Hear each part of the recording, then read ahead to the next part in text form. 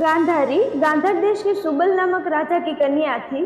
गांधार की होने के कारण उसे गांधारी कहा जाता था। गांधार अफगानिस्तान का एक क्षेत्र था जिसे आज कंधार कहा जाता है। गांधारी के भाई का नाम शकुनी था। शकुनी दुर्योधन का मामा था।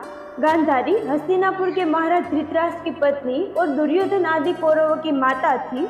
आज की इस वीडियो में हम गांधारी के जीवन से जुड़े कुछ रहस्यों के बारे में बात करेंगे। पहला है इच्छा विरुद्ध विवाह। कहते हैं कि गांधारी ने धृतराष्ट्र से मजबूरीवश विवाह किया था। इसका कारण भीष्म थे।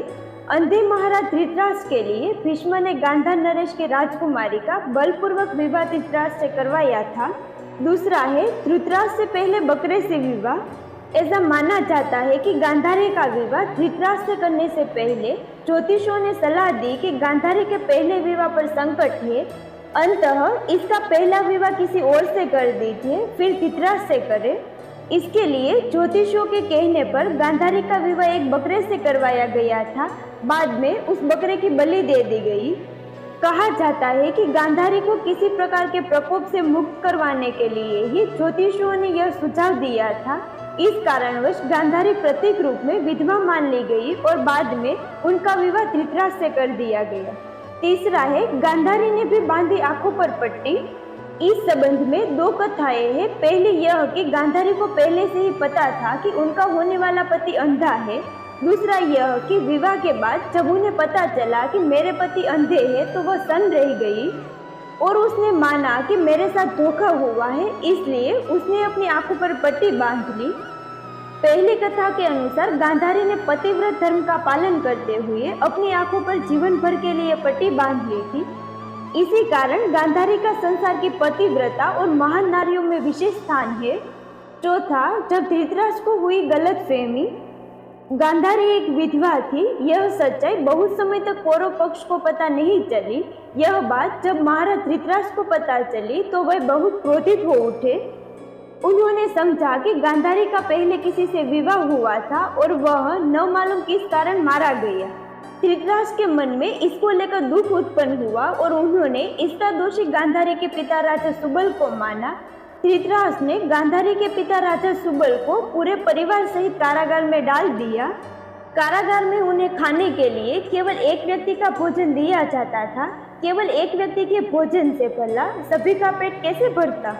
यह पूरे परिवार को भूखे मार देने की साजिश थी। राजा सुबल ने यह निर्णय लिया कि यह भोजन केवल उनके सबसे छोटे पुत्र को ही दिया जाए ताकि उनके परिवार में से कोई तो जीवित बच सके, और वह कोई और नहीं बल्कि शकुनी था। यह भी कहा जाता है कि विवाह के समय गांधारी के साथ उनका भाई शकुनी और आयु में बड़ी उनकी एक सखी हस्तिनापुर आई थी और दोनों ही यहीं पर रह गए थे। पांचवा, गांधारी में भी थी दिव्य शक्ति। गांधारी भगवान शिव की परम भक्त थी। शिव की तपस्या करके गांधारी ने भगवान शिव से यह वरदान पाया था कि वह जिस किसी को भी अपने नेत्रों की पट्टी खोलकर नग्नावस्था में देखेगी उसका शरीर वज्र का हो जाएगा। युद्ध से पहले गांधारी ने अपनी आंखों की पट्टी खोलकर दुर्योधन के शरीर को वज्र का करना चाहा, लेकिन कृष्ण के बहकावे के कारण दुर्योधन ने अपने गुप्तांग को पत्तों से छिपा लिया था, जिसके चलते उसके गुप्तांग और जांघें वज्र के समान नहीं बन पाई।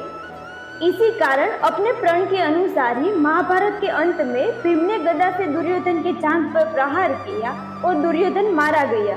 छठा, गांधारी के पुत्र नहीं थे धृतराष्ट्र के पुत्र। गांधारी के पुत्रों को कौरव पुत्र कहा गया, लेकिन उनमें से एक भी कौरववंशी नहीं था। धृतराष्ट्र और गांधारी के 99 पुत्र और एक पुत्री थी जिन्हें कौरव कहा जाता था। गांधारी ने वेदव्यास से पुत्रवती होने का वरदान प्राप्त कर लिया था। इस वरदान के चलते ही गांधारी को 99 पुत्र और एक पुत्री मिली थी। उपरोक्त सभी संतानों की उत्पत्ति 2 वर्ष बाद कुंडों से हुई थी। गांधारी की बेटी का नाम दुश्शला था। गांधारी जब गर्भवती थी तब धृतराष्ट्र ने एक दासी के साथ सहवास किया था, जिसके चलते युयुत्सु नामक पुत्र का जन्म हुआ। इस तरह कौरव 100 हो गए। सातवां है पुत्र और भाई के वश में गांधारी।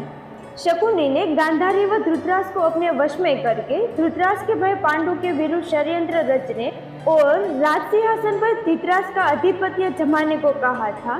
गांधारी अपने भाई की चाल को समझती थी और वह अपने पुत्रों को बुराइयों से दूर रहने को कहती थी, लेकिन उसकी नहीं चलती थी। पति, भाई और पुत्र के बीच गांधारी विवश थी।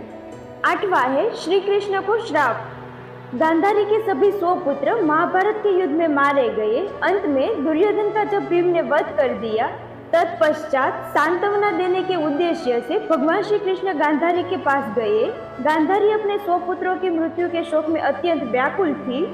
भगवान श्री कृष्ण को देखते ही गांधारी ने क्रोधित होकर उन्हें श्राप दिया कि तुम्हारे कारण जिस प्रकार से मेरे 100 पुत्रों का नाश हुआ है, उसी प्रकार तुम्हारे वंश का भी आपस में एक दूसरे को मारने के कारण नाश हो जाएगा। भगवान श्री कृष्ण ने गांधारी से कहा, देवी, मैं आपके दुख को समझ सकता हूँ। यदि मेरे वंश के नाश से तुम्हें आत्मशांति मिलती है तो ऐसा ही होगा। भगवान श्री कृष्ण ने माता गांधारी के इस श्राप को पूर्ण करने के लिए ही अपने कुल के यादवों की मति फेर दी। मोसुल युद्ध के कारण जब श्री कृष्ण के कुल के अधिकांश लोग मारे गए तो श्री कृष्ण ने प्रभात क्षेत्र में एक वृक्ष के नीचे विश्राम किया। वहीं पर उनको एक भील ने भूलवश तीर मार दिया, जो कि उनके पैरों में जाकर लगा। इसी को बहाना बनाकर श्री कृष्ण ने अपने देह को त्याग दिया। इसके बाद द्वारिका नगरी समुद्र में डूब जाती है। 9वां, गांधारी की मृत्यु। युधिष्ठिर के राज्याभिषेक के बाद धृतराष्ट्र, संजय, कुंती और गांधारी ने संन्यास ले लिया और वे अपना आगे का जीवन बिताने के लिए जंगल में कुटिया बनाकर रहने लगे। 3 साल बाद एक दिन धृतराष्ट्र गंगा में स्नान करने के लिए जाते हैं और उनके जाते ही जंगल में आग लग जाती है। वे सभी धृतराष्ट्र के पास आते हैं। संजय उन सभी को जंगल से चलने के लिए कहते हैं, लेकिन दुर्बलता के कारण धृतराष्ट्र वहां से नहीं जाते हैं। गांधारी और कुंती भी नहीं जाते। तब संजय अकेले ही उन्हें जंगल में छोड़कर चले जाते हैं। तब तीनों लोग आग में झुलसकर मर जाते हैं। संजय उन्हें छोड़कर हिमालय की ओर प्रस्थान करते हैं, जहां वे एक सन्यासी की तरह रहते हैं। बाद में नारद मुनि युधिष्ठिर को यह दुखद समाचार देते हैं। युधिष्ठिर वहां जाकर उनकी आत्म शांति के लिए धार्मिक कार्य करते हैं। इस तरह माता गांधारी का संपूर्ण जीवन समाप्त होता है।